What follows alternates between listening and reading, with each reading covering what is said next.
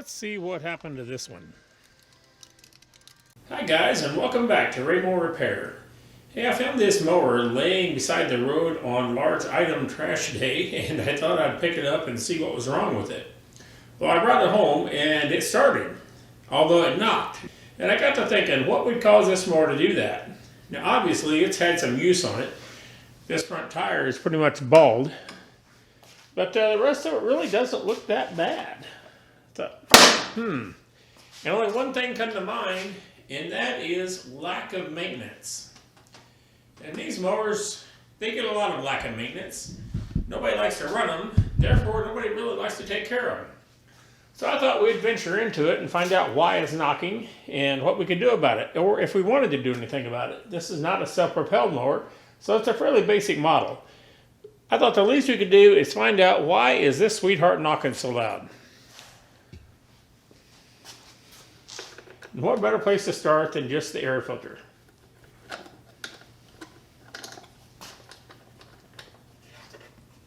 Oh, and it does have some stories to tell us, that's for sure.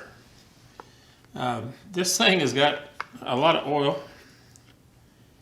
Oh yeah, that's a beautiful air filter. It's just chock full of oil and dirt. Let's see what other secrets we can find inside this. Now there's oil just running out of this thing. So one of two things. Either it's overfull of oil or we have a lot of blow-by. Now we just had this running outside for a little bit ago. This was filthy when I brought it home.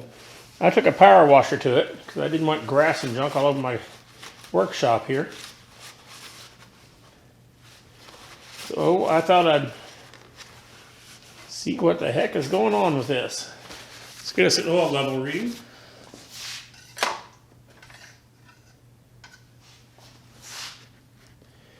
We are just a little bit above the dot. There's our oil level. And right there's our dot.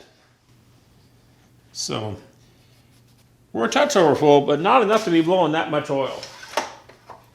So that tells us that we've got quite a bit of blow-by. You know, blow-by has probably come from an air filter that's never been cleaned. Oil that's never been changed. You can see how dirty that oil was, or is. It's pretty bad. So we'll start by pulling the cover off this thing so we can get down and kind of see stuff and work our way in.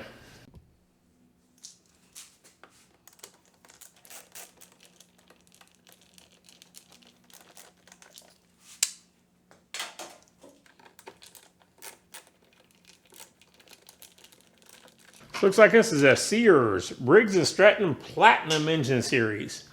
190cc, 6.7, not horsepower, but foot-pounds gross torque per SAE J1940. Now the 6.75 is written very large, so everybody's going to assume that means horsepower. And I really doubt it's anywhere near 6.75 horsepower.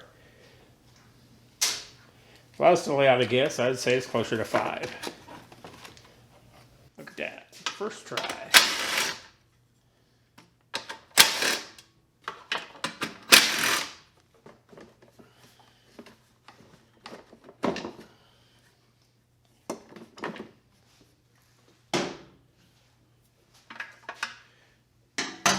Well, we're getting there, slowly.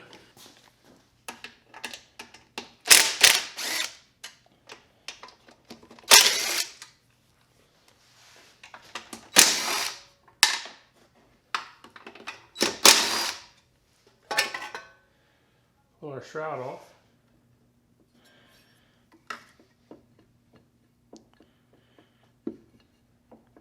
This is going to be a good lesson on what just a little bit of maintenance will do for an engine. You know what, let's pull the head off this thing. We'll pull the carburetor off, then we'll pull the head off.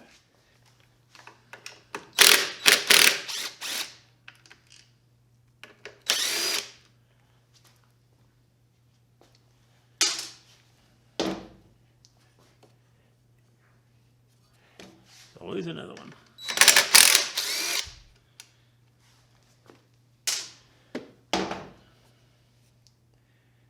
Yeesh. Yep, she's pretty gushy. This is our choke. And whenever it's stopped, it's there. And as soon as it starts up, the choke opens up, and away you go. Whenever the engine gets warm, this moves back and it holds it off choke long enough to get it started. So this is all part of a choke system. Our governor is this arm down here, and this has a mechanical governor inside the case. This is the actual throttle. That'd be at full throttle. This would be at slow. The spring pulls it towards a full throttle, and the governor pulls it back. So it's a constant fight between the governor and the spring to maintain the engine RPM. That's pretty much how that works. So for this case, we're going to take all that loose, take the carburetor off.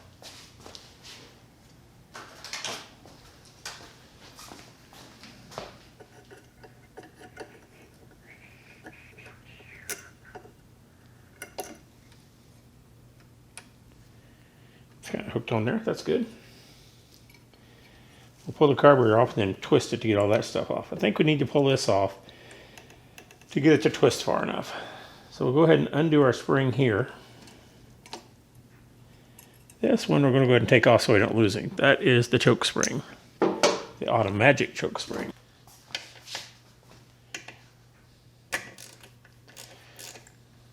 Now I always go metric first because I spent years and years, over 30 of them, working on Japanese motorcycles. Mostly Hondas, but Suzuki's as well, Kawasaki's, Yamahas sometimes. And wow, look at the slack in that crankshaft. Still amazes me. Kind of exciting, huh?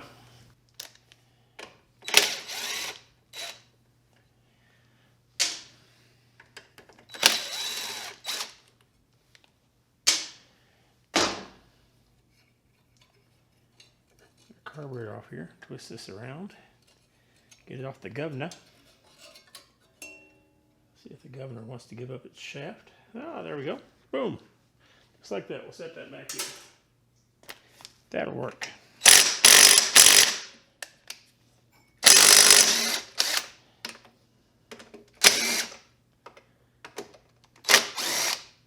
Wow. A lot of differences in torque there.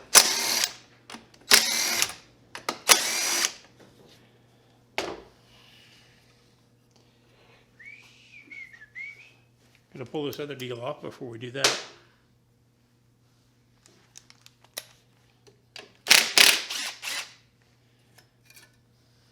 There we go. Now we're down to that.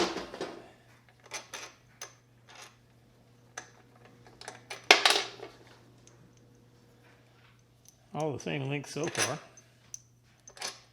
Pretty much.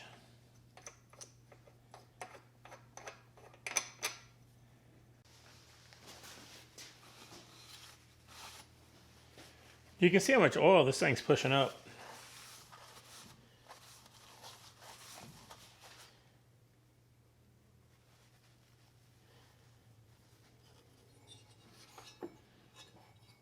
How much it leaves behind just with the rings. This thing is well worn to say the least.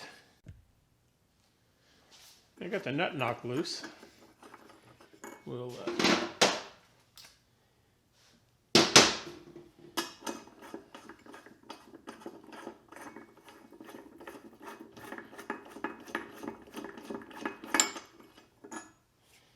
pull it off there.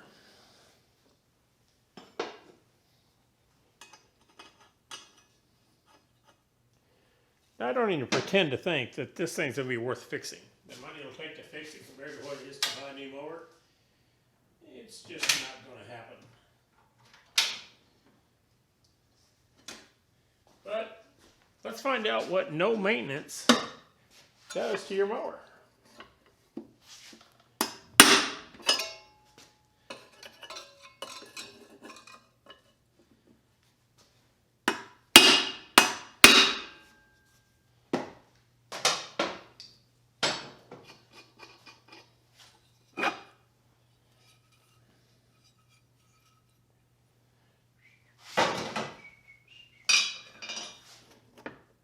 Wow. Now you can see the slop in there. Are you looking the right way? Yeah, you are. Yeah.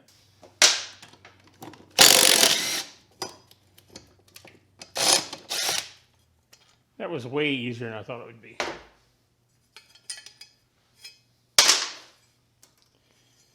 It's not bent too bad. Of course, it's not sharp, because to be sharp after you mow, well, that would take maintenance.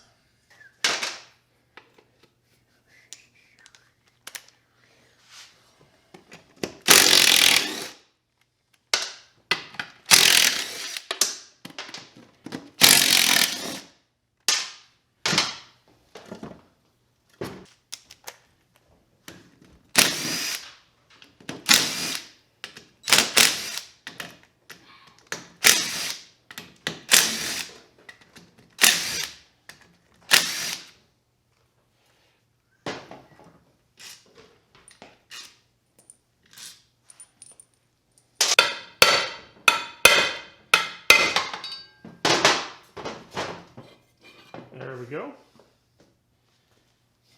This is interesting. Look at the sludge we have in here.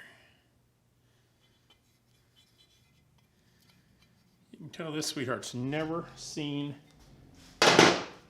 much maintenance, if any. Got terribly old oil in it.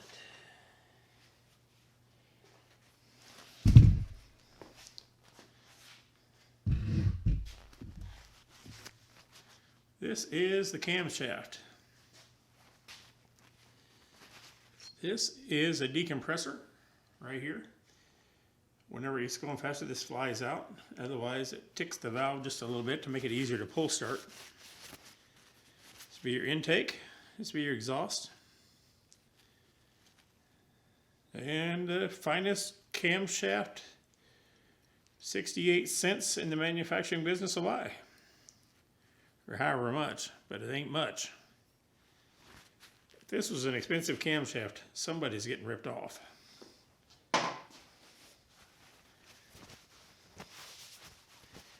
Yep, she's kind of nasty.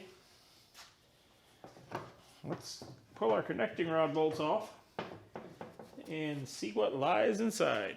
Get the piston out, and then we'll be pretty much done with this. Crack off these rod cap bolts.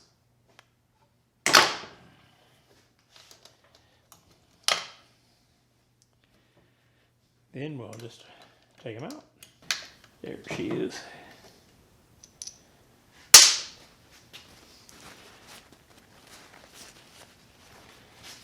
This is the rod cap. And it kind of tells the whole story too. She's rough. If you can actually see that or not.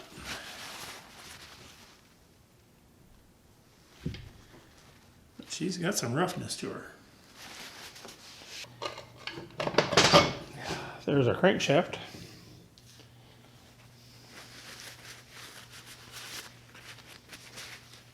There's our knock. Holy cow. Let's see if I can get this to show up here. This is where it goes through the top of the engine case. All this right here. And it is chewed up. There's actually aluminum transfer right here. Just not sure that this thing is in focus there. So aluminum transfer right there, and that is one chewed up crankshaft. That's the knock we was hearing when it was running.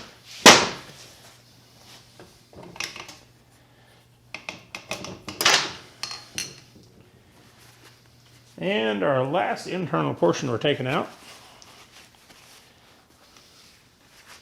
our piston. Pistons can tell us a lot. Outside of the obvious, this one had a pretty severe lack of maintenance. And the sad thing is, this probably would have been a good running mower for a long time with just a little bit of care. With $5 worth of oil now and then. I'm hunting for the end of the other oil control ring. There it is. That's the expansion one. Alrighty.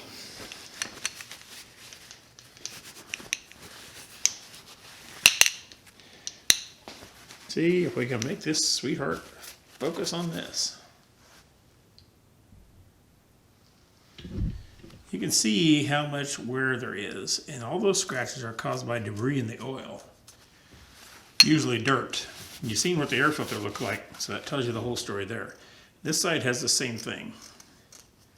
You can probably hear it.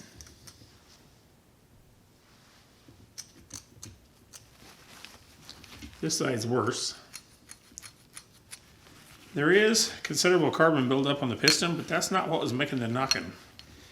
It was definitely that top end, that top on the crankshaft where it slides through the case. And the case is just super chewed up. I don't think I could ever get the camera to focus in there. But that's what our knock was, is the looseness on the top of that crankshaft. So the moral of this story is, service your mower, and your mower will give you plenty of service.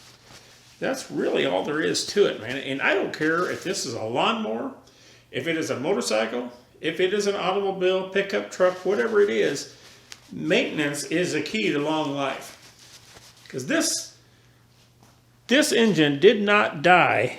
It did not start knocking just on its own. It had to have a severe lack of maintenance, probably very low oil level, to make this happen. These are designed to push a little bit of oil up in there to keep that lubricated. When there's not enough oil in the engine, it just can't do that. The governor, this thing, has little wings on it sticking out, and that's designed to splash oil everywhere. This sits in the very bottom of the engine, and it swings around and it splashes oil all over the place inside this engine. There is no oil pump in these. Lord no, that would cost too much. We just splash oil around. And as long as you maintain them, the system works. This one just died of no maintenance. Absolutely senseless. A little bit of maintenance, this mower would still be going. I'm going to see if I can get that to show up. Don't know if it's possible. You can see the roughness right down in that hole. Like the camera will focus you, camera you. So that's my best attempt. Take care of your stuff and it'll take care of you. This ended up in the trash simply because it never got maintained. It's a piece of equipment nobody likes to use. Therefore, nobody wants to maintain it. They drag it out of the garage, they put gas in it, they begrudgingly mow the yard, and then it gets slapped back in the garage. Never gets washed, never gets cleaned, never gets maintained. And this is what you end up with. This thing died a premature death. And on that, guys, thanks for watching. Appreciate you watching this channel. Make sure you subscribe. Go down, leave some comments, questions, criticisms, whatever you'd like. The method we took this apart represented the fact that we're not going to put it back together. We could have been much more careful getting that bottom case of stuff off. But we know we're not going back together. And even though we did it that way, we didn't cause any damage to it. So before you freak out about me taking this and thumping on it with a hammer, a very small ball peen hammer that is, keep in mind, we didn't do any damage to that. The damage to this thing was done way before my hammer got anywhere near it. So once again, thanks for watching. Make sure you subscribe. Go down and leave questions, comments, criticisms, whatever you'd like down below. I will respond to them. And I do appreciate you. Thank you. And remember, whatever you do, do it for the blessings of God.